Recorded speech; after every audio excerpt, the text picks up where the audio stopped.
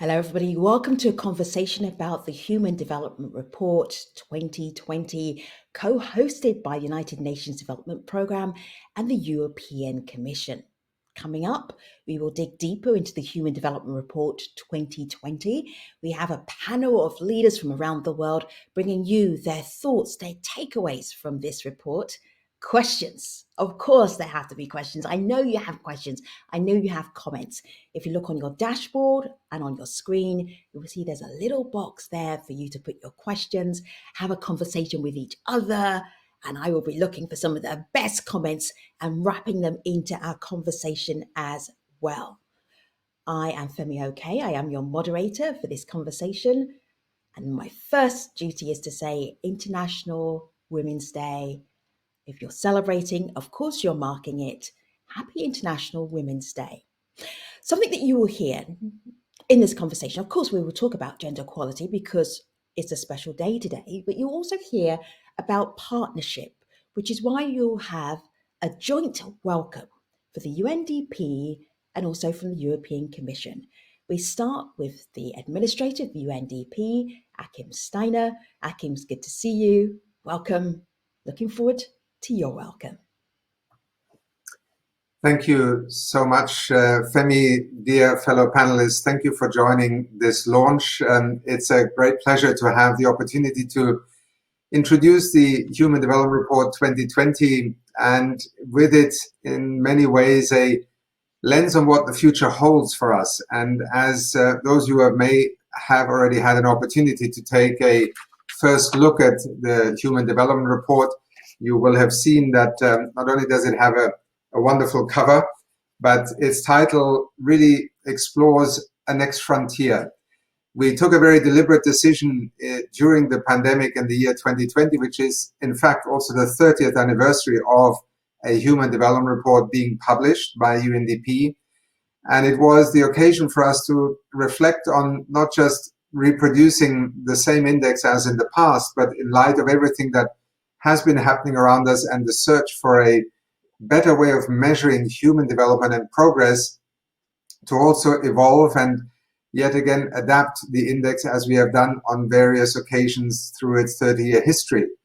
But the title, The Next Frontier, Human Development and the Anthropocene, speaks to a reality that I think we in many different ways are already discussing and trying to respond to every day across the globe, whether it is the phenomenon of climate change, whether it is the loss of biodiversity, whether it is the material footprint of humanity, whether it is the way in which we also relate human well-being and human progress to that inextricable dependence that we have on the planet, its natural resources, the environmental conditions under which we live.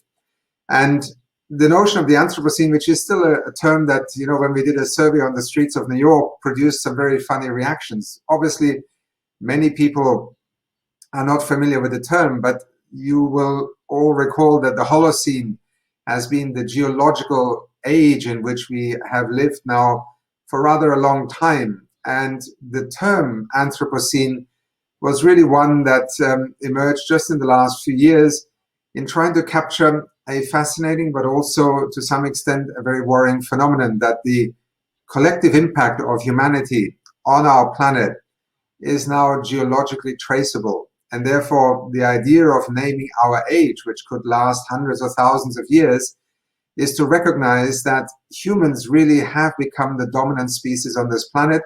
And with it, they are changing the atmosphere, the biosphere, and really life on planet Earth. Now, to some, that notion may be a dystopian one, and clearly we have many reasons to be concerned about the footprint of humanity on our planet. But it is at the same time also a way of looking at our ability to exercise choices. We live in an age with more technology, with more science, with more economic resources at our disposal than at any point in human history. And that means we also have the ability to choose different paths. And so the narrative, the metaphor of an age such as the Anthropocene becomes as much one of realizing quite how serious a set of parameters we're operating in, as it is also liberating us to think about very different choices about the future. choices as informed, mature, and responsible societies, and also generations, because the consequences of decisions today in terms of developmental pathways that we choose clearly will have consequences for generations to come. And nowhere is this more drastically illustrated than in the context of climate change. But there is another dimension to this, which is inequality. And in the 2019 Human Development Report, we had focused on inequality as also being inextricably linked to climate change. It affects people differently. Our capacities to protect ourselves from climate change differ, and yet we are bound together by a planetary change phenomenon. So in thinking about the implications of this for the future of development, we really wanted to signal that we are looking at a next frontier of development choices, and nowhere is this more directly experienceable than in the context of this pandemic. Now, a second major innovation that we brought with this year's Human Development Report that Pedro Conceição, who is the director of the Human Development Report Office, will speak to a little bit later, is that long search for trying to link that which happens to our planet, which we often describe as environmental, with that which happens to us as humans. And the tradition, the origins of the Human Development Report are deeply rooted in an attempt to try, first of all, to measure human development as more than just a matter of per capita income or gross domestic product.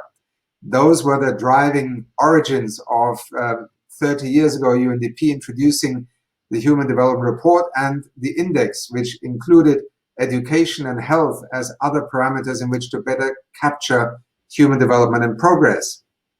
Now, here we are in the year 2020 when we wrote this report, and quite clearly that relationship between people and nature is fundamental to human development and human progress. So we introduced an experimental, what we call a planetary adjusted human development index, in which we added carbon emissions and material consumption for all the countries for which we could obtain data, and merge those into this planetary adjusted index as a way of better documenting how development pathways, choices, the footprints we are creating, but the well-being we are also generating can be better measured. And it is really a frontier in our own effort to try and give people, countries, nations across the world a new way of both measuring their own progress and also being able to understand how they fit into that picture of a community of nations. And the harsh truth is, when you apply these broadened indices, what we find is that there is virtually no country at the moment in that bottom right-hand box of a graph that measures environmental impact and human progress, meaning low environmental impact and high human progress. But clearly countries have made very different choices, have had the opportunity to choose different pathways, and therefore it is very interesting what kind of picture emerges. I end by just saying, and Pedro will in a moment elaborate on this, this report is not a formula for development. It is really trying to change the lens with which we look at our moment in time, and particularly on how we look at the enormously important choices we need to make in the coming years. And there are three areas which we highlighted as being fundamental also from the study of the past. One is social norms. It is critical in our societies to develop the kinds of norms that view our responsibility in terms of actions today in the consequences that it will have on future generations, and how we establish shared social norms that allow us to act collectively, whether in our family, in our community, in a city, or indeed in a nation and the community of nations. Because some of the issues we are dealing with simply cannot be addressed beyond or just within the remit of an individual or even a nation state. Secondly, incentives. We must move to recognizing that our economy right now, through its tax systems, through the structural inequality, through the terms of trade, through our taxation systems, is sending signals that are in contradiction to the kind of changes that we're actually needing to undertake. So a understanding of how incentive structures can enable people to act in response to our knowledge and awareness of what needs to change is critical. And therefore, this is a key area in which we need to move forward much more systematically and much more deliberately. And thirdly, nature-based solutions. Development in the 21st century is not about divorcing humanity from the vagaries of nature, as we might have said 200 years ago when floods or droughts or diseases were essentially a view where technology and science would separate us from these risks. Our development, our economies, our societies must invest in nature-based solutions in order to allow human development to progress. I'll stop here, Femi, but these are some highlights of how we have tried to frame truly a report that brings new analytical and empirical data together with a next frontier conversation that I think we can all sense. And to launch this today with our colleagues from the European Commission is particularly gratifying because we have had a very close dialogue with many of our partners in Europe. We are observing with great interest some of the big policy signals and programs that the European Union is establishing for its own transformation, but also in its engagement with the rest of the world.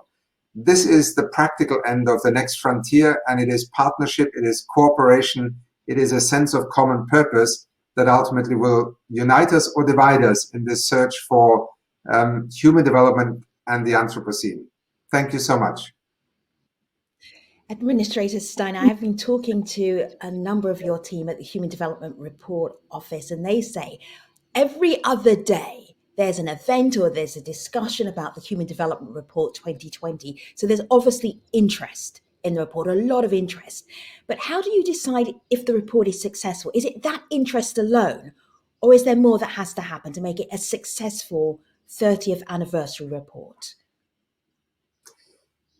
You know, the Human Development Report has always had a little bit more of a freedom to think forward, to provide thought leadership.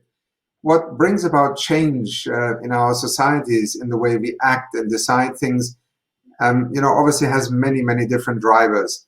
But thought leadership, to give expression to a moment in time, but also to provide a perspective at how to move forward, that is part of what the United Nations Development Program sets out to bring to many, many different realities. Let us also remember, if you are currently sitting in Yemen, the resonance of a human development report is going to be very different than if you are a citizen of the United States or Japan or Argentina. So I think measuring the impact of the Human Development Report can first of all be done by looking at the level of interest in it. And it still is in its 30-year evolution. It has become the most downloaded development report of a global nature of any institution or indeed of that kind. So I think the interest is significant. And just in the weeks following the launch, we have had so many requests for introducing this report into national discussions in, for example, the international financial institutions, the World Bank, including its executive directors, its board, but also with communities. And I think for us, the first yardstick is, does the report capture a sense of both discomfort with where we are and a sense of orientation that is needed? And clearly here, that response is there. How, in many millions of decisions across the world, this report will land in national discussions, maybe at the level of a city, or indeed a business leader or the financial markets, that is part of our effort now in socializing this report. But at the end of the day, it's not a recipe. It is a framework within which to evaluate one's own position, one's own scope for acting, and above all, perhaps a template in which conversations can happen between many different actors, because it is alignment in both recognizing reality and alignment in the way forward that a report like this can help to generate and to catalyze. So that's where we are. Administrator Steiner will be part of our panel of leaders in just a moment. But first, I want to say hello to Jutta Upalainen. Jutta Upalainen is the European Commissioner for International Partnerships. And Commissioner, I've been looking on your social media and you have a pinned tweet, which I love. It's so appropriate for today. It's a video. There's an increasing need for international partnerships. And you talk about multilateralism, how in this age of COVID-19 and so many challenges, we need to work together as partners. And here you are demonstrating that in this very event. It is so nice to see you. Welcome. Looking forward to hearing your welcome. Thank you, Femi. I'm very delighted to be here today. And dear Achim, dear colleagues and friends, let me first comment Achim Steiner and the UNDP for your 2020 Human Development Report. And congratulations on reaching your 30th anniversary.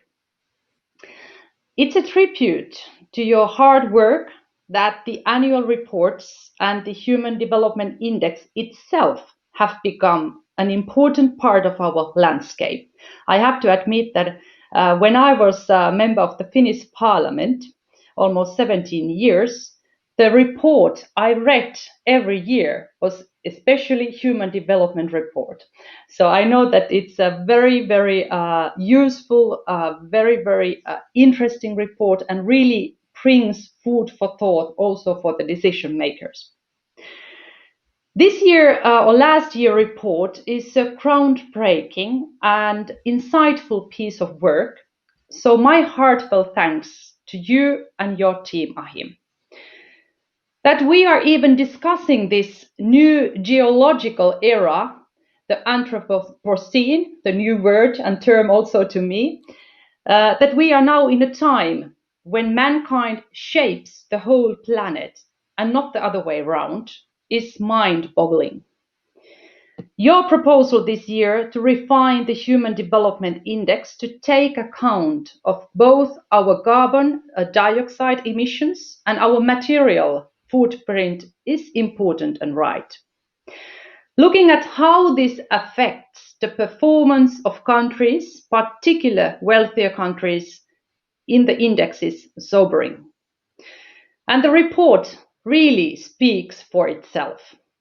What it has to say is very clear. Either we take decisive action on the environmental crisis, or human development will falter and we will continue to face crisis after crisis. So COVID-19 pandemic won't be the last crisis we face. Europe understands the gravity of the situation, and our Green Deal aims to make nature the engine of a sustainable growth model. And it is a plan for true recovery. It reconciles planet and economy to accelerate the transition towards a circular, low carbon and sustainable future that leaves no one behind. Fundamentally, it is an agenda closely intertwined with our fight to tackle inequalities, to create sustainable growth and jobs, and also bridge the digital divide. So while we aspire the great things for Europe, we are conscious that it is only through close cooperation with international partners that we will redesign our path to progress. And this, of course, includes partners like the UNDP. We have deeply valued our cooperation and on the implementation of the SDGs and the Paris Agreement, and more recently on mitigating the impact of the pandemic in partner countries. Our work on other initiatives like your climate promise, our shared biodiversity work and financing for development with its focus on integrated national financing frameworks, they all show how much we can achieve leveraging respective resources and strengths. So let me briefly set out how we can take this partnership even further. Firstly, the EU wants to build our future cooperation and strategic engagement with the UNDP more closely around EU priorities, like the Green Deal, which of course themselves stem and align with core principles and agendas of the UN system, such as the 2030 Agenda or Paris Agreement. We need also a clear understanding and a joint strategy of what we want to achieve. Secondly, the EU's current programming process offers a unique opportunity to translate mutual EU-UN priorities into operational work at the country level. And we hope to work closely with the UN on Team Europe initiatives going forward. Thirdly, the EU wants to be the United Nations' best ally in the multilateral system. Just a couple of weeks ago, the EU took an important step to renew our approach to multilateralism to ensure it can face 21st century challenges in a post-pandemic world. And to that end, we are determined to uphold what works, reform what needs to change, and extend global governance to new areas. So, dear friends, dear colleagues, the UNDP's Human Development Report does not shy away from hard truths. Yet the message is hopeful because the power to reimagine and rebuild our world, to choose justice and sustainability, is within humanity's grasp. So we just have to seize it. Thank you very much for giving me this opportunity to contribute this marvelous event today. Thank you, Commissioner. But before you go, you have a very impressive portfolio of partnerships. The United Nations Development Programme is in there, but is it in your top 5, your top 10, your top 15? Where is it in terms of importance? Well, I have to say that I'm a politician, and for the politician, it's always very difficult to rank, partners or voters or stakeholders. But I have to say that UNDP is definitely one of the oldest and closest partners for the EU. And I think one reason for that also, of course, in general, we are very committed to multilateral system. And as I explained, we also just, adopted a new communication on multilateralism.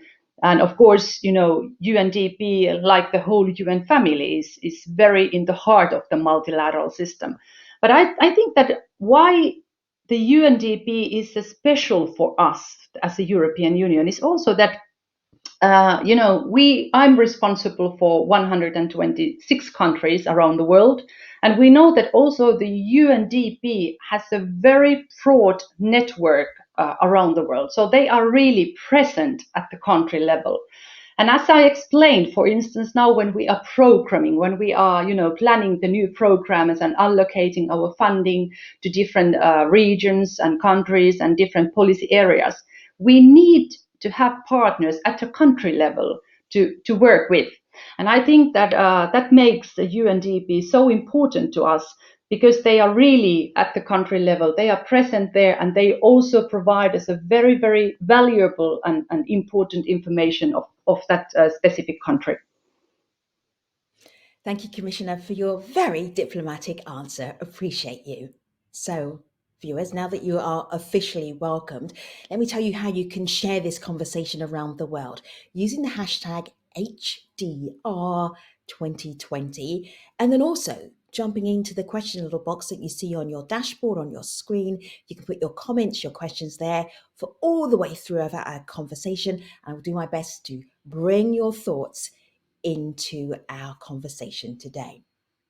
Now, the director of the Human Development Report Office is Pedro Conceição. Pedro, hello, it's great to see you. Pedro is going to give us some of the key messages, the key themes for the Human Development Report 2020. Spoiler alert is about to come. But Pedro, I'm just wondering about you and your team as they were getting ready for this very significant anniversary. Did you think, okay, this one has to be special? This report has to be different. How did you approach it? Thank you, Femi. Well, it was the 30th anniversary edition of the Human Development Report, but it was also a year in which we were living through COVID-19. So Very often we asked ourselves the question of whether the most important thing that the team should be doing was writing a report or supporting the UNDP response to COVID-19. And we actually invested a lot of time in supporting the UNDP response to COVID-19. But I think that living through COVID-19 also helped us to understand that the core human development idea that people, rather than expanding incomes, should be at the center of development became more perhaps in sharp relief. And it also showed the importance, as we went through the COVID-19 experience, the importance of equity, which lies at the core of the human development approach across several dimensions, from access to digital technologies to access to the COVID-19 vaccines. And we also saw how quickly people were changing their behavior, making different choices when it came to things like using masks, as well as investing in new vaccines, which a number of them were developed in less than a year. So the commissioner alluded to this very important idea of the human development concept, which is that people have agency. So I think that these three aspects, putting people at the center, focusing on equity and empowering people to make different choices, show that human development report that Mahbub Haq, or concept that Mahbub Haq introduced more than 30 years ago, remain as relevant as ever. And so we hope that with our report, we make good on the promise of keeping this concept alive. If you Google Human Development Report 2020, you will find it online. But if you're with us online right now, Pedro is going to share with you some key findings. Pedro, please go ahead. I think I can be brief, Femi, because Commissioner Pilainen and our administrator have already set up the context so well. So you'll hear me reiterate some of the points that our administrator, Achim Steiner, has already made. But I want to focus on three key messages. The first key message is that the 2020 Human Development Report is really an invitation to look at challenges such as COVID-19 and the climate emergency as reflections of this unprecedented moment in human history, but also in the history of our planet that Achim spoke about. So it's an invitation to not look at these as separate problems and to look at this unprecedented moment because of the pressures that we're putting on the planet, which are driving changes that are dangerous for people, for us, and also for all life on our planet. It's a time which the United Nations Secretary General has characterized as humanity waging a war on nature. The second key message of the report is that we are not only facing a new type of risks, but they are actually superimposed onto a world with large and often growing inequalities, which Achim has already emphasized. And they are actually exacerbated by these risks. So if we look at COVID-19, we know that economic impact has been worse for women than men. The United Nations Secretary General today is speaking about COVID-19, the crisis COVID-19, the impact having the face of a woman. And this is in part because women are overrepresented in some of the sectors that have been more affected, but also perhaps more concerning, social norms related to the expectation of the role of women in homework or childcare are reasserting themselves, leading many women to pull back from the labor force. So you see on this slide that we include in the report that we've seen drops of as much as 10 percentage points in the labor force participation rate of women in several countries. It's the big drop that you see in the lines. And this represents a reversal of progress that has taken decades to achieve. But actually, this pattern notes more broadly. You see on the left-hand side that countries that face more ecological threats, droughts, floods, storms, are also those where gender inequality is higher. And on the graph on the right of this slide shows that if we consider inequality in human development more broadly, the story is very much the same. Now, inequalities are also linked to gaps in consumption and in power between those that over-extract and over-pollute and those bearing the consequences. And in the report, we show that by the end of this century, the poorest countries in the world, which are represented by the red lines on this graph, who have contributed the least to climate change, could actually experience up to 100 days more of extreme temperature, while rich countries, on the right hand side of this chart, could actually experience 18 days less. But these 100 days could be actually cut in half by getting closer to meeting the aspirations of the Paris Agreement on climate change, as you can see in the blue lines. So what happens going forward is not inevitable, but depends on choices. And this brings me to the third and last key message that I wanted to emphasize. As I mentioned earlier, human development is not only about people's well-being, it's also about seeing people as agents, not patients, to use a phrase by Amartya Sen. So seeing people as agents of change calls for giving them conditions to make different choices. So in the 2020 HDR, we supplemented Human Development Index with a new index of planetary pressures that combines indicators of material footprint per person and carbon dioxide per capita. So you heard our administrator, Achim Steiner, speak of a graph plotting the Human Development Index on the horizontal axis and this planetary pressures index on the vertical axis. So this is the graph that you see on the slide. And the dots represent countries, the position of countries on these two indicators. And the aspirational space at the bottom right-hand corner is currently empty. So this aspirational space of high human development and low planetary pressure is currently not occupied by any country. So to take us there, the report lays out three mechanisms to encourage people to make different choices. The first is, as Achim alluded to, harnessing social norms. Now, much of the analysis that we hear is premised on the idea that each person is an island making rational calculations on how to behave. But actually, humans are an ultra-social species, and the key predictor of people's behavior is what others around them do and expect them to do. So I already mentioned how behavior related to social norms, when I addressed your first question, Femi, have changed so quickly and so dramatically. So the report argues that you must harness social norms that give greater weight to easing planetary pressures. And an instrument to do so that we emphasize in the report has to do with the role of education. Education here broadly understood as important to enhance both a sense of stewardship for nature, as well as the critical thinking that's essential for reasoned public and individual deliberation.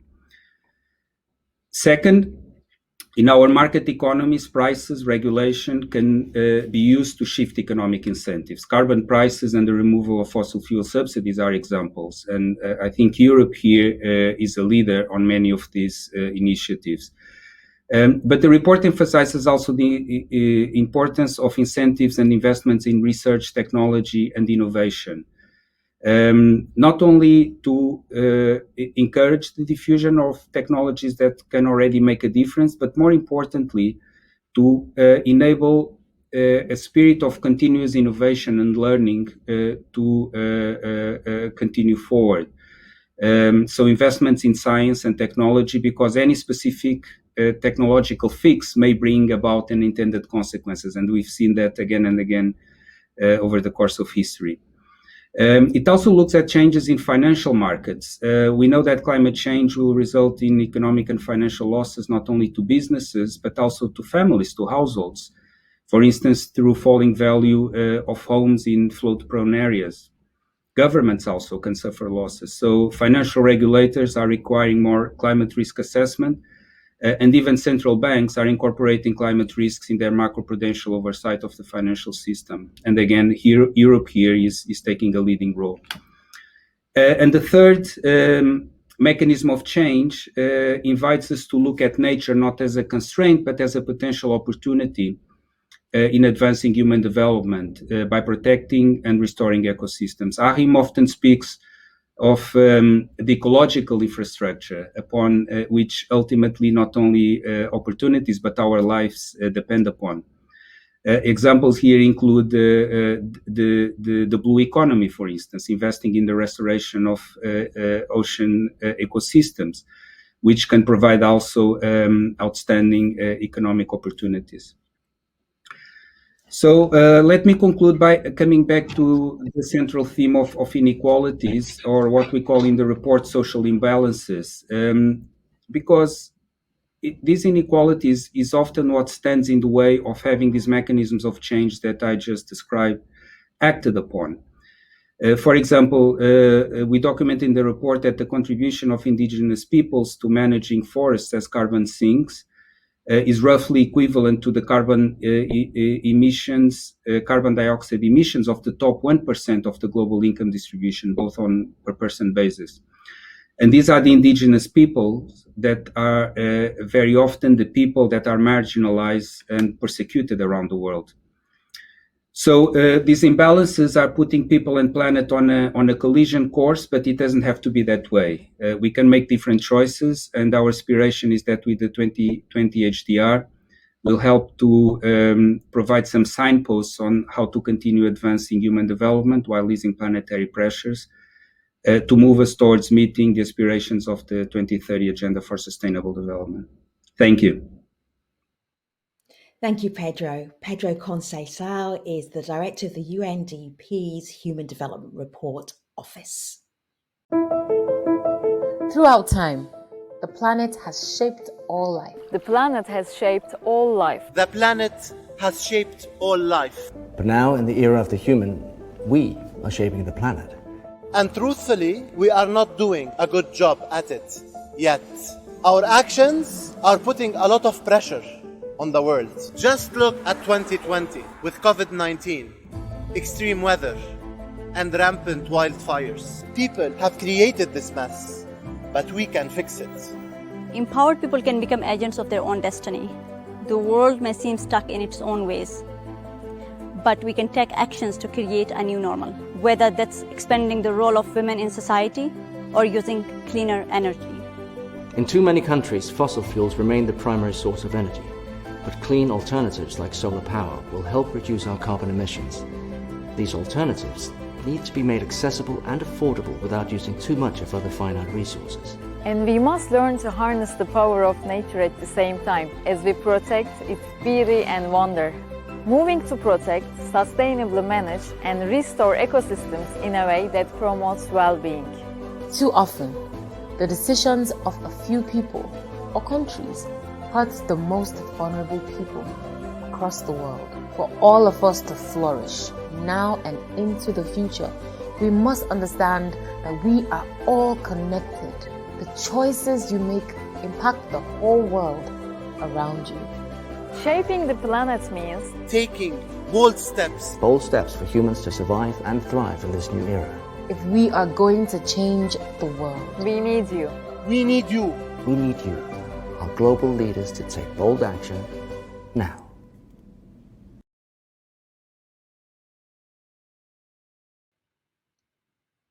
So let's go deeper with some global leaders. This is the bit where you get to be part of the conversation as well.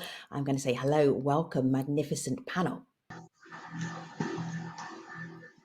I will say hello to each of the panel members. They will introduce themselves very briefly so you know who they are and what they do. Ambassador, welcome. Tell our audience watching who you are and exactly what you do. My name is Berta Cossa, and I am ambassador of Mozambique to Benelux and representative of, to the European Union. Good to have you. Director General Kunz, nice to see you. Introduce yourself to those people who are not in Europe right now and who do not know what you do and who you are. Go ahead. Welcome. Well, thanks, Femi. My name is Koen Doens. I'm the Director General for International Partnerships, which means that under the authority of Commissioner Urpilainen, whom you've just heard, I'm in charge of the European Union's development policy and its implementation, with staff in about 120 delegations worldwide. Nice to have you, Director General Petitione. So nice to see you. One of the most important jobs right now for this era. No pressure. Introduce yourself. Tell everybody who you are, what you do. Thank you, Femi. No pressure at all. My name is Mauro Petriccione. I run the department in European Union that runs after climate policy. We try and devise policies, propose them, implement them, and we work under the authority of the Executive Vice President, Frans Timmermans. So good to see you. And the final panelist is Achim Steiner. He is the administrator of the UNDP. He needs no introduction. I'm not going to give him one. Achim, good to have you in the conversation. Let us start, Ambassador, with you, because when we were planning this conversation, and I asked every single panelist, what is important to you? You didn't even pause. You said gender. Immediately, women and girls, so important. Today's International Women's Day. What are you extracting from the Human Development Report 2020 that connects with this passion of yours, this mission of yours to help women and girls?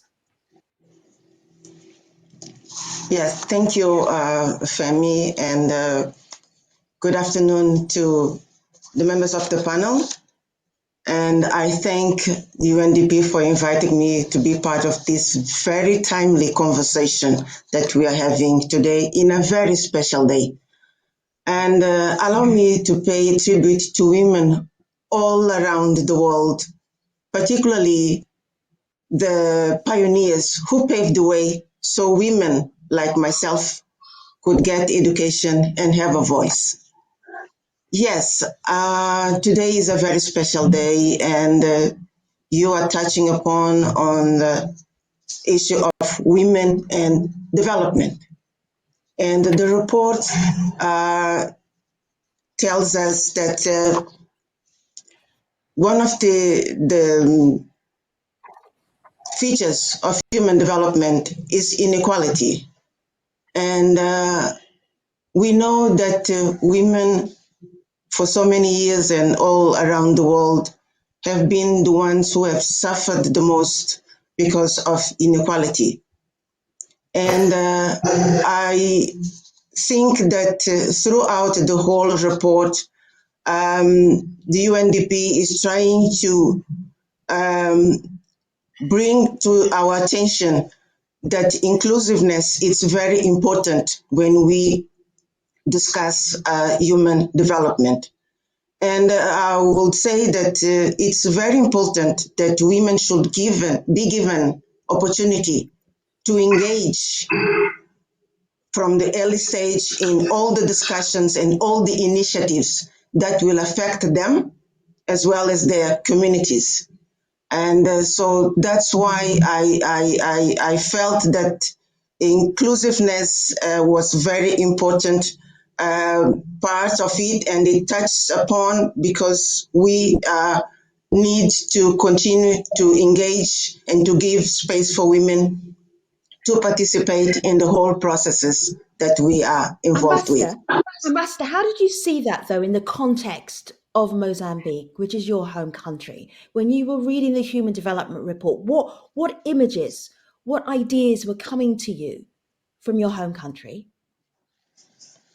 The main ideas were that, and even Pedro Conceição touched upon on the communities and the experiences that we need to look at them. And I do believe that it's important that we connect to our communities.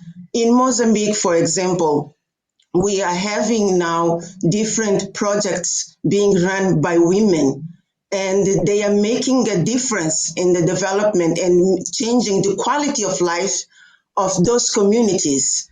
And those projects, they are helping women to develop, and also most importantly, they are showing that when women are given the opportunity and the space, they can change. We have projects, for example, related to development and sustainability, which are taking place in Mozambique, particularly in Gorongosa, where we are having the development of nature and preservation of wildlife, but at the same time, giving opportunity to our communities to engage, to participate, and also to contribute to the changing of their own lives. Let me just bring in Kuhn, because when I looked at the Human Development Report 2020, there was a word that jumped out at me. I'm not going to lie. Now, because the global launch was back in December, I know this word intimately, but I didn't know at the time. And this was something that, Kuhn, when you saw this word, you loved it, you embraced it, it inspired you. I'm going to allow you to say it and then tell us why you're inspired by it. Go ahead. Thanks, Femi. Well, you've all heard it already. It's Anthropocene. It's got nothing to do with the fact that I'm a classicist, so I studied the ancient Greek language. So anthropos immediately hits. No, but I think it's a brilliant word, and the fact that they've chosen this, even if it's not yet officially approved, I think, if I'm not mistaken, as a subdivision of our geological time, I think this report really nails it. And I liked it because it made me think of basically two things, if you allow me. First of all, I don't know if you remember, but at the end of the previous century, 1999, there was a famous movie, The Matrix, in which Agent Smith lambasted humankind, and he said, actually, you can't be mammals, because mammals instinctively develop kind of a natural equilibrium with their environment, whereas humans, you don't. You plunder. You plunder your own resources, and when they're finished, you move to another era. And he says, and that's where he accuses mankind and makes this very, very awkward comparison with men being like viruses. And I think actually that the brutality of that point in the movie actually is very interesting in today and in light of what we're discussing here, because it poses a real challenge for all of us, which is, are we capable indeed of rallying behind the cause that we need to follow if we want to restore that kind of equilibrium between ourselves and the planet that we are losing? And in simple policy terms, it basically means, are we ready to implement indeed at least, and we should go beyond, the commitments we've all taken when we signed up to the Paris Agreement? And secondly, are we ready later this year in Kunming to take similarly strong commitments when it comes to biodiversity? And that leads me to the second point. A few days ago, or last week, there were articles in the press about the fact that they found in Mexico, in Yucatan, geologists found some, let's say, asteroid dust inside the famous Chicxulub impact crater, which is a place where 66 million years ago this meteor impacted Earth, creating a huge impact which ultimately led to the extinction of the dinosaurs. And it made me think of this, because ultimately what we're doing now, mankind is potentially becoming its own meteor. We are maybe, if we don't get things right, at the source of our own potential extinction. And I think that this, combined with what the report so clearly says, which is that the immediate impact is already one of huge inequality, is really a wake-up call, if ever there has been one. And so I loved, and captured in this notion, in this word of Anthropocene, I find it brilliant. I never expected to hear the Matrix mentioned in a conversation about the Human Development Report 2020. Congratulations to you. The other thing is, you asked the question, and I always love to throw the question back. Are we ready, Kuhn?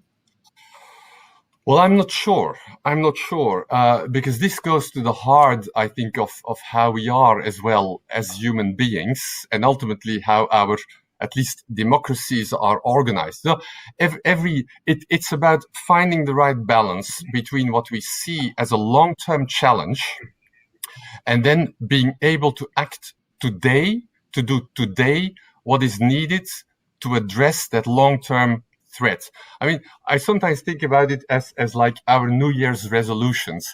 Every year on the 1st of January, we look at our lives and we see, oh, there's a number of things that I really need to adjust, because if not, in the long term, it's going to go wrong. And if you then look back at the end of the year, how many of those New Year's resolutions you've actually acted upon, it's actually, at least in my case, very disappointing every year. And it captures in a very personal way, I think, the real challenge we are facing, which is we're all aware and convinced of the big problem we have, but we seem to be struggling to do today what is needed to save us tomorrow. So am I optimistic? I mean, I'm not in the business of optimism or pessimism. I just think that we must muster the strength to get this done. And how to do that, my colleague Mauro Petriccione will tell us how. It's what's so funny. It's like you described the climate crisis perfectly. So I am not even going to do that slinky link to Mauro. Mauro, go ahead. Because one of the things that Human Development Report does, it points out the challenges, but also some ideas and themes and how do we tackle them in terms of development and progressing human development. What did you see in the report that gave you some hope or some concern? What were your thoughts? Go ahead. Thank you, Femi. Thank you, and Kuhn, for putting me on the spot. What did I see in that report? Opportunity. Behind any challenge, there is an opportunity. Are capable of the worst and the best. And we've seen that more than once in our history, in our own lifetime. How much have we seen both? I believe that we are now ready to stop doing the worst, which we have been doing for a long time. We created this mess. We've powered our growth, our society, our intelligence with things which in the end are poisoning us. Not the first time, but the scale at which we are doing this is unprecedented. Well, I think we have an opportunity to redeem ourselves. I think we have an opportunity to change at one condition, that we don't do this in a way that leaves some of us behind. This is an opportunity. If we can make it a change for everybody, if this does not become a policy of sacrifice, we're killing the planet, let's save it, let's stop to do this, let's stop to do that, it's too expensive to do this, it's too expensive to do that. How are you going to say to people around the world who have no access to electricity, sorry, you shouldn't have electricity because more fossil fuels are going to kill the planet?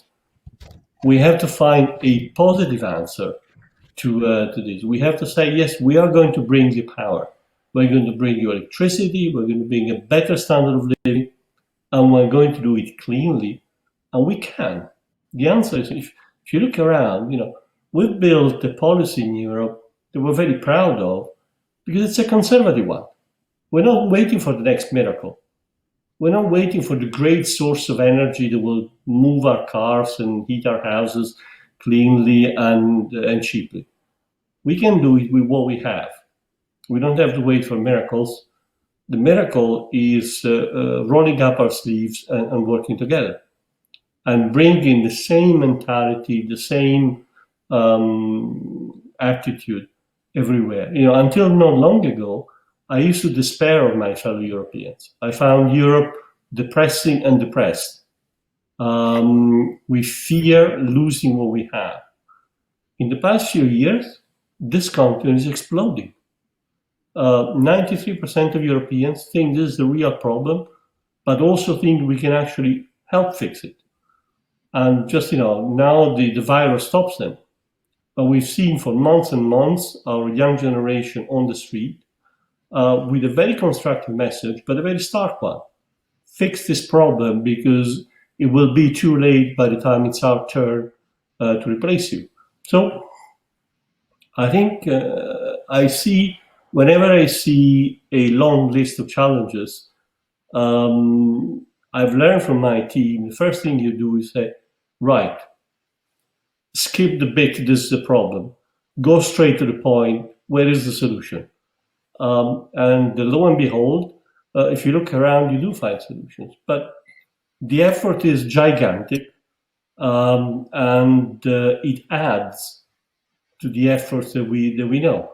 The ambassador was talking about gender, and so were you. We can't fix our climate and forget about inequality, forget about discrimination, forget about access to opportunities. But change offers opportunities. Change is the time when you can tell people, stop saying that we can't, stop saying we can't afford it, stop saying we've always done it like this, why change? Koen, I do believe you're making notes. Would you share those notes with us? Can you hear me? No, I was just Absolutely. Go ahead. writing. I was just writing down what Mauro was saying, or a few thoughts about what Mauro was saying, because I think that's exactly it. It is about getting this kind of emotional rallying right. The point he made about how we engage with people in our partner countries who are already actually doing so much, and I think it's a brilliant point also in the report, is to point out how actually a number of people, indigenous people, are making a crucial contribution to the big challenge that we have ahead, but it is not recognized, it is not valued, and at the same time, they are being hit by the huge impact. And so some of the aspects of what Mauro said is how can we personalize, emotionalize this more, integrate this more in our approach, and I think that's very, very valuable. That's what I was writing down. Oh, excellent. Thank you. I appreciate you sharing that with us. Akin, we have this question in from Isidore Agbuku, and Isidore is watching right now. What do you think will be the geopolitical consequences of the Anthropocene? Akin? Well, left unaddressed, I think it will amplify, exacerbate inequality. It will erode sustainability, and it will ultimately drive us into groups of actors that are angry at one another, because that is the consequence of what we are seeing play out at national level, where governments are not acting, where problems become more serious. And I think that in part also explains the political polarization we see emerging across the world in the last few years. And I wanted to refer briefly to your question to Koen and his answer, are we ready?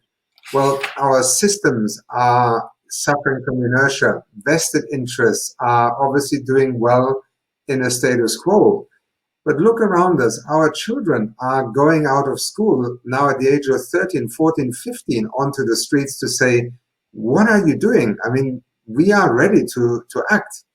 We have seen in, the years before the pandemic hit us in 2020, people stepping out into the streets all over the world because inequality, unfairness, injustice were beginning to make people feel that the system is not delivering. So are we ready for change? Oh, absolutely. Are we struggling with this problem between where people see the contradictions and where, let's say, those, and I count myself as part of it, those of us who have the possibility to offer leadership are either not acting or are being prevented from acting. So to Isidore, I would say the Anthropocene is another way of describing our mutual interdependence.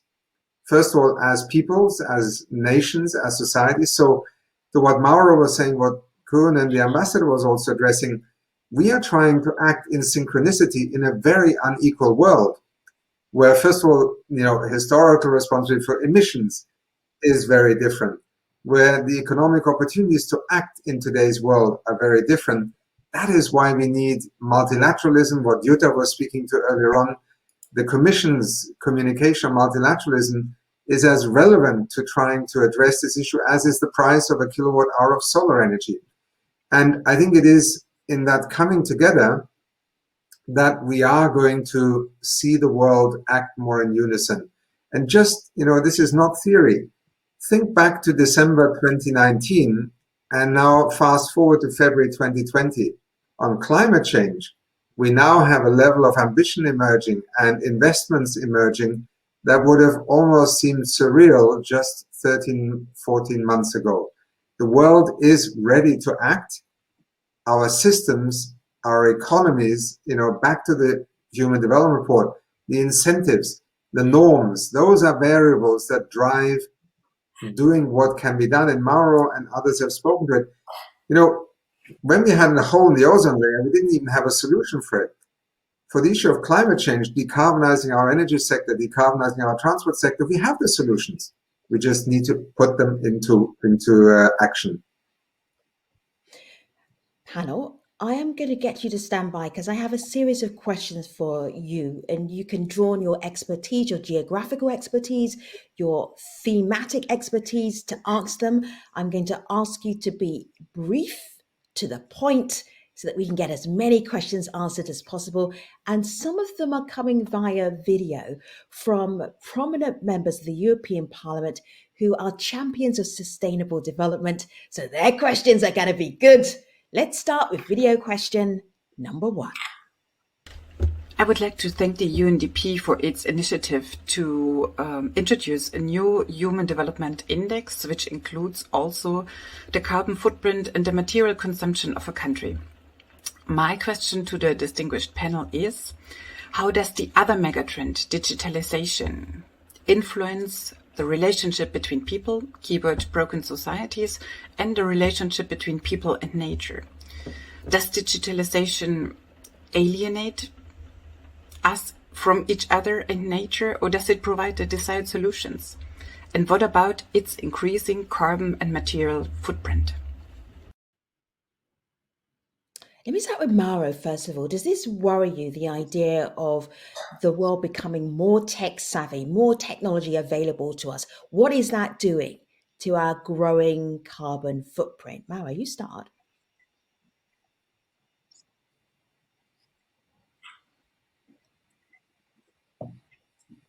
Mauro, go ahead. Can you hear me?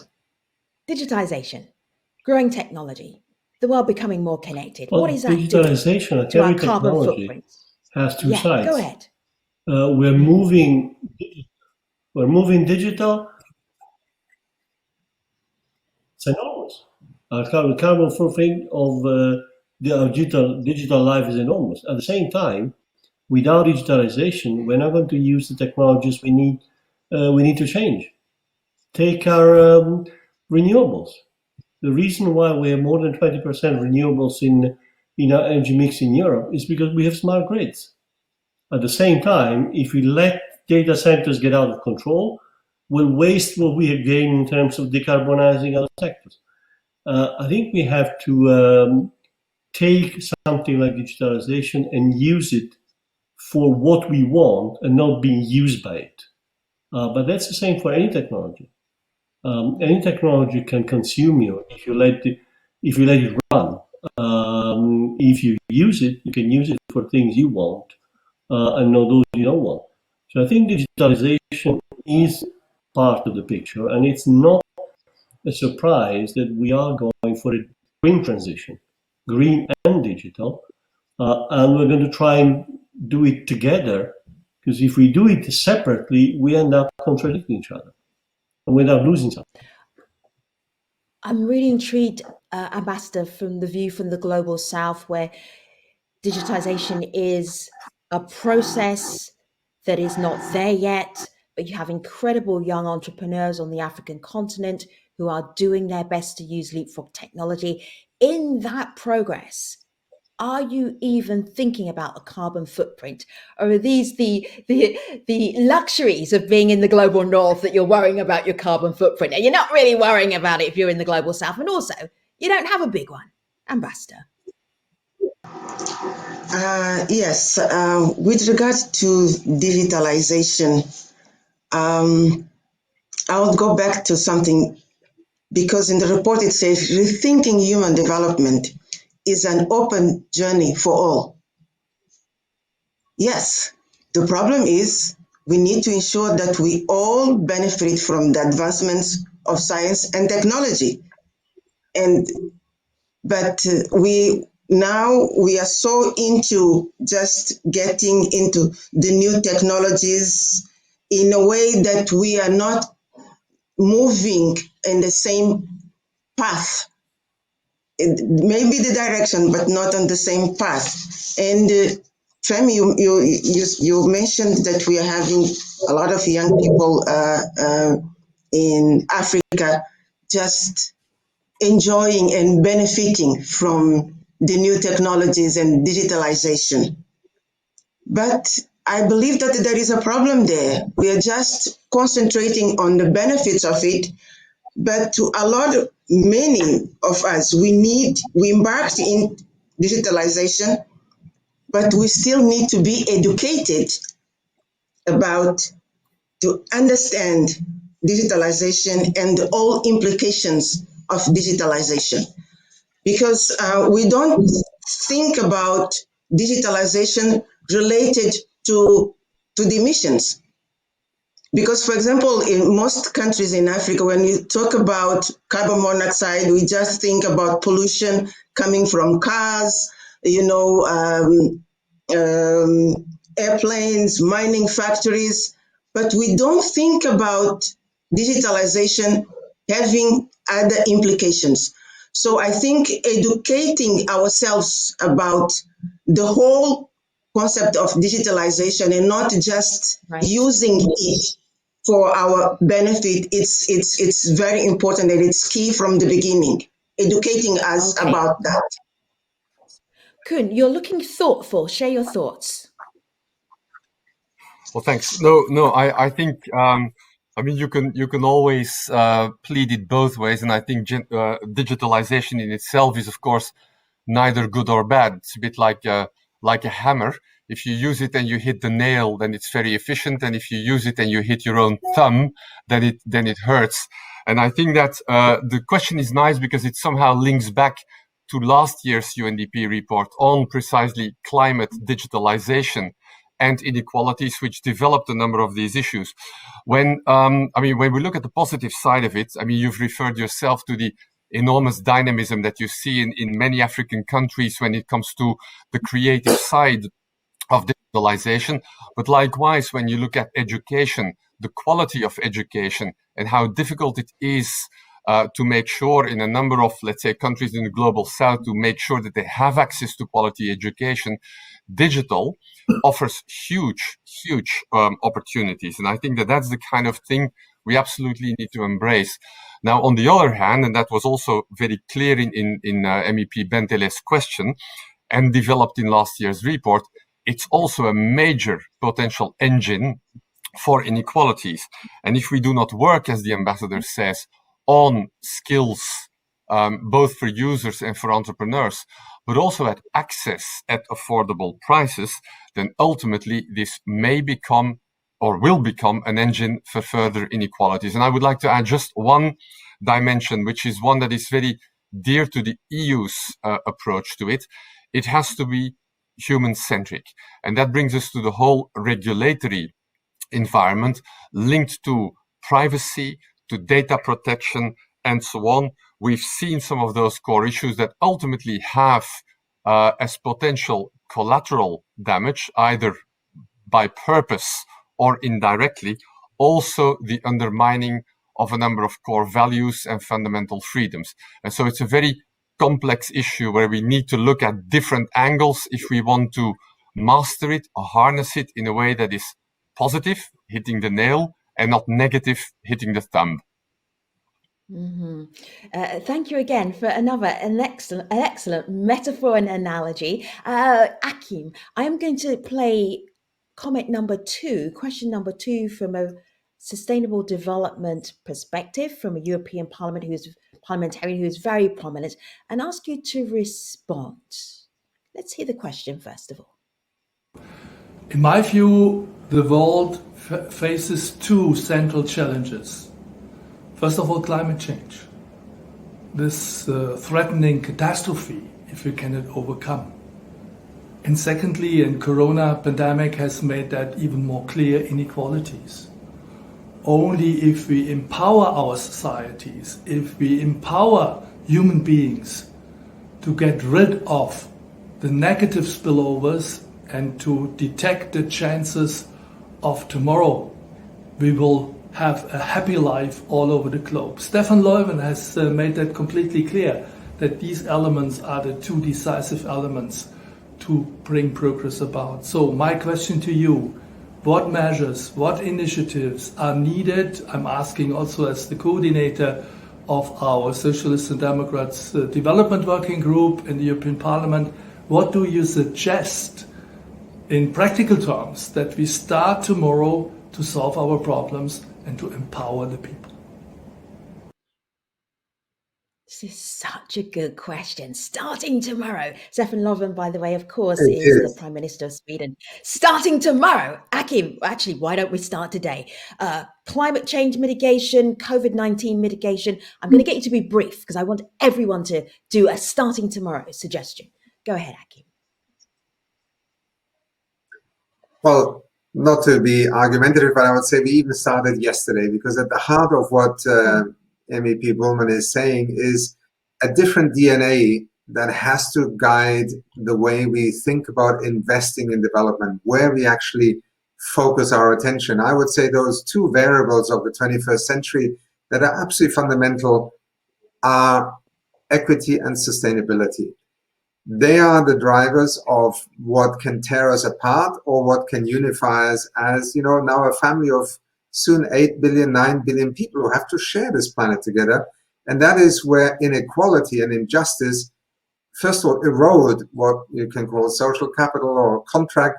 And secondly, the impact in terms of people's opportunities to live and eat and breathe clean air is severely compromised by the way we have gone. So moving forward, I think we have to focus on the decarbonization pathway as one. But decarbonization is, on the one hand, about climate change, but it's about so many other things. So if you actually were to move transport systems onto an electric platform, you're not only dealing with climate change in the sense of emissions in the atmosphere, you're reducing pollution levels, you are improving children's health, you are creating new jobs, you are creating mobility concepts. This is where digitalization becomes part of it.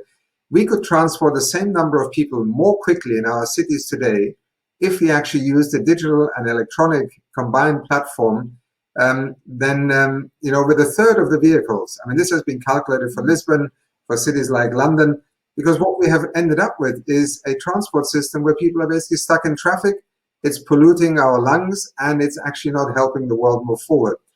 And I think inequality is something that is not rocket science. It's a choice. I come back to the Human Development Report. It's about norms. How much inequality are we willing to tolerate for us to pay half of the cost for a price of petrol per liter? I mean, this is as simple as it gets. On sustainability, it is now investing in a different infrastructure, and Mauro and Cohns have spoken to it, and Ambassador Kosa spoke about how these choices are already being made also in developing countries. So in a nutshell, I think we know that these are the two design variables. We have technologies, we have policies. Now it's about choices, choices, choices. And they are being articulated more clearly by the people on the street sometimes right now than by our institutions of government and governance and leadership in the economy. That's where the dissonance is right now. Right, so I'm not sure for the European parliamentarian that you all answered the question, but I'm going to move on and allow the co-panelists to weigh in. You talked about the importance of the question and how we should have already been doing the work. Starting tomorrow for COVID-19 and for the climate crisis, Mauro, what should be done? I'll let you just do the climate crisis. Starting tomorrow, what should be done?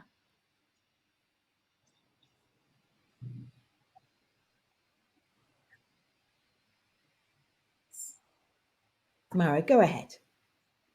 There's a delay between myself and Mauro. but it's worth waiting for.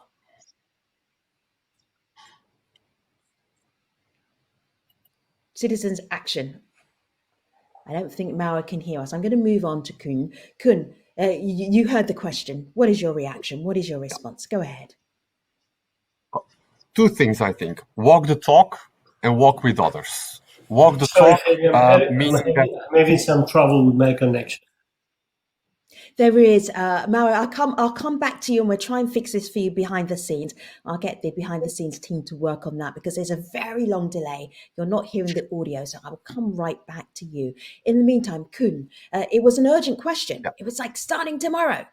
What should we do? That's it. COVID-19, walk the talk. Walk the talk How can I and walk afford with it others. if I want to walk so tomorrow? I think Mauro, we will come have back to you. All of us. Mauro, if I may I come back to you because Kun was right in the middle of his conversation and we've got a delay with yours. So I'm going to come to you very last so that we can get to you and so that I'm not interrupting Kun. So just give me 1 second. I will come back to you. Kun, third time lucky. Go ahead. Yep. So walk the talk. And by that I mean that those who are the big emitters, and we know who they are, really now need to get their plans to go to zero carbon and need to implement them. And I think from that point of view, Europe does show the way. And Mauro will come back to this. And I think that others need to follow. And that's particularly important because right now, and that's the link with COVID-19, we are pumping huge amounts of money, stimulus in our economies to recover from COVID. And we absolutely have to make sure that we use that to put our economies on the right track towards low carbon. And brings me to the second point, which is walk also with others, because I think we need to mobilize much more massively to support our partners across the globe in two ways. First of all, on adaptation, because as this report again shows, the big impact of climate change, but also of COVID-19, the big impact is with partners, and we need to help them to adapt, because basically they have far less capacity to use fiscal stimulus or monetary tools, and so they need our support. You know that there are a couple of discussions ongoing. We need to do that. But secondly, as we do so, it's not just about adaptation. It's also about working with them, supporting them so that they can also embrace the twin transition of digitalization and of low carbon economy. If not, we will see that since the future is indeed embraced and defined by those twin transitions, that if we do not help partners to connect with those transitions now, we will create again for the future a prolonged inequality gap between those who have and who have done it and those who can't and haven't done it. And so I think that we need to embrace that now, immediately, especially because we are in a time frame when huge amounts of money are being mobilized to help us deal with COVID-19. Thank you. Mauro, I appreciate your patience. Let us try to go back to you. It may help actually if you don't have your video on and we just see your picture and we hear you. That may mean that all of the energy is going into the audio rather than the audio and the picture. Let's see. You know the question. I'm not repeating it, but there's an urgency. Go ahead.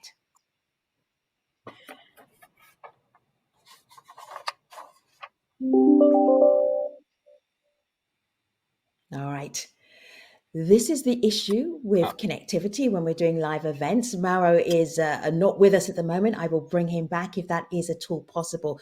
There's one more video comment, and I'm going to get you to answer this one, Ambassador. And this is from a young lady who is concerned about, well, we'll find out what she's concerned about. Let's take a look. Hello everybody, I am Yasmina Wiran, the founder of We Belong, and my question for you today is, knowing that the COVID-19 crisis has an enormous impact on young people, and particularly on inequalities and their access to education, what is your commitment to the millions young women and girls who today are out of school? Thank you so much. Ambassador. Thank you for this very important question. First of all, education should be in real terms a right to all, not a privilege to some. So in that context, we need to make sure that boys and girls will have the same treatment with regard to getting education. We need to help societies to give opportunities for girls to go to school, because in most of our societies, we look at girls like, well, they are raised to help their families and then to get married and then to have children. But when it comes to education, it's still a problem. So we need to also invest in, how can I put it, programs that can encourage communities to continue to have their children, their girls, to go to school. And we need to provide support to disadvantaged families so they can let girls go to school. We had a very good experience in our cooperation with one of our partners in Mozambique, that they were providing to the families a basket every month, so they could have food, and then the young girls would not have to work, and to help in terms of getting more revenue for the families. So I believe that experiences like that, it's what we need to do to encourage families to be able to send their girls to school. It's not because they don't want to, but it's because of the cultural and situations and the difficulties that they face. And I believe that we all have to bring more focus on initiatives like those ones that communities are taking in their different countries. Thank you, Ambassador. All right, panelists, I'm going to ask you to do something very tricky, because you are able to do a deep dive into so many of these issues, particularly as the ones that have come out of the Human Development Report 2020. But I am going to give you only 30 seconds to respond to each of these questions. Are you standing by? I know you can do it, because we've had some fantastic questions from our audience, and I want you to address as many as you can. Akim Jarvis Connell says, how can young people become involved in the Human Development Report 2020, the issues that come out of it? How do they get involved? What would you suggest? Take it to the context in which you have the most opportunity to engage with others and do something. It may be in your school. I mean, you can take a Human Development Report and take some of its conclusions and look at the environment in which you currently operate. Sometimes for young people, it's that sense that they cannot do anything until they are in a job or in an elected office. No, everything begins in our families, in our schools, in our sports clubs or youth clubs, wherever we are. Take the ideas there, begin to discuss them, and ask, what would we do differently as a result of this? Then connect. I mean, this is the beauty. If you have the opportunity, look where others in a similar situation are acting, and suddenly you have a movement. That's how things change. And I think people, what has been for me the most inspiring part of, the Fridays for Future is that young people who thought they had no voice on something like climate change, suddenly in their tens of thousands found their voice and started changing the politics of climate change. It happens, it works. So to all young people, don't listen to anybody who tells you you cannot do anything. And here is the entry point with a complex, but nevertheless inspiring report. Partway through this program, you heard from UNDP global ambassadors, goodwill ambassadors, and the last comment on the video was, we need you, our global leaders, to take bold action now. Koen, as a closing thought, what would be the bold action that you, your colleagues, and you would recommend to other people that they take right now? One bold action: make sure that later this year in Kunming on biodiversity, we adopt an agenda that is for biodiversity as ambitious as the Paris Agreement was or is for climate change. I think that we've seen how these kind of, let's say, multilateral building blocks, obligatory anchored treaties do provide subsequently for traction at the political level if subsequently citizens mobilize behind it. It's the perfect starting point where you can make the connection between big politics and the movement, the mobilization of masses, which Achim was just referring to. Ambassador, I know that you did a deep dive into the Human Development Report 2020, and you picked out some inspirational quotes, things that jumped out at you, that really summed up why it was so important. Which of those quotes do you want to share with us? I don't have... No, Kunz, not you. The ambassador. Ambassador has so many quotes. She's got good ones. You don't need to worry. The ambassador's got us. She's got us. What was it? What leapt out at you? Go ahead, ambassador. There were just some beautiful quotes. It was so well written. Pedro Constanceo's office, you did an extraordinary job. I think this is why you're doing discussions every other day, because people are really, it's resonating. Ambassador, I've given you some time to find the quote that you loved. Go ahead. Yes, for me, I will go back to the key feature of human development has been inequality. And I do believe that if we want to move forward, we have to work together in terms of inclusiveness in the whole processes. The developed North and the developing countries, because we have to find a common path, because now we have the up North thinking about the new normal, but we in the South are still struggling to get to the normal. So that's why I think this issue of... I'm going to quote the quote that you sent me, which I love. We are dependent on each other from birth. That was what you said, jumped out at you from the Human Development Report 2020. Achim Steiner is the UNDP administrator. Achim, you have been in multiple conversations, discussions about the Human Development Report 2020. You don't seem to flag in your energy and your passion. Why is that?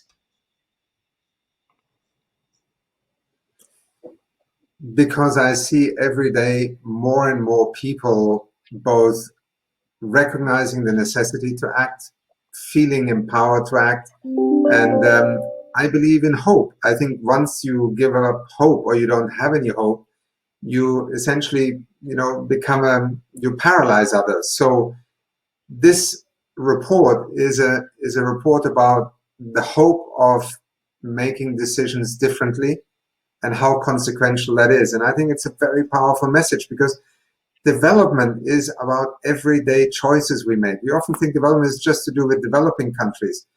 Ever since 2015, we have a Agenda 2030 that was agreed in the General Assembly. We have the Sustainable Development Goals. Every country, every society is making choices. Choices have consequences. This report is about the fact that you can make different choices, and that's why I feel absolutely energized. And I just want to say, I agree with you. There's a Shakespearean trait to our Human Development Report office and Pedro's team. So it's another way of also inspiring people. Thank you so much, everybody, for joining us for this conversation about the Human Development Report 2020, co-hosted by the UNDP and the European Commission. Thanks for watching, everybody. Take care.